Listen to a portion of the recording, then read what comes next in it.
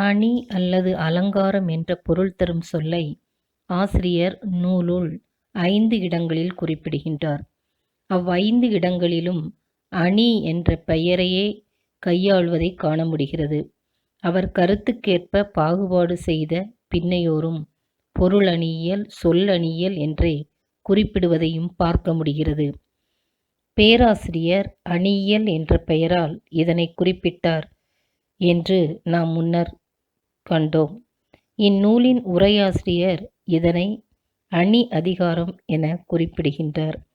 முதல் சூத்திரமான கலைமகள் வணக்கச் சூத்திரத்தின் கீழ் இவ்வதிகாரம் என்ன பெயர்த்தோவெனின், அணி இலக்கணம் உணர்த்தியமையின் அணி அதிகாரம் என்னும் பெயர்த்து என்பது அவர் கூற்று. இயல், அதிகாரம், படலம், ஒத்து முதலியன நூலின் உறுப்புகளை குறிப்பிடுபவை.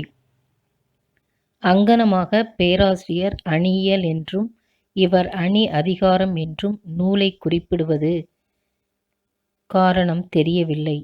இவரை அன்றி நூறுக்கு அணி அதிகாரம் என்ற பெயரை வேறு எவரும் கையாண்டதாகவும் தெரியவில்லை. நூன்முகத்தில் ஆக்கியோன் பெயர், நூற்பெயர், யாப்பு, நுதலிய பொருள் முதலியவை அடங்கியதொரு சிறப்பு பாயிரம் இல்லாததால் பலரும் பலவாறு கருதுவதற்கு இடமளிப்பதாயிற்று.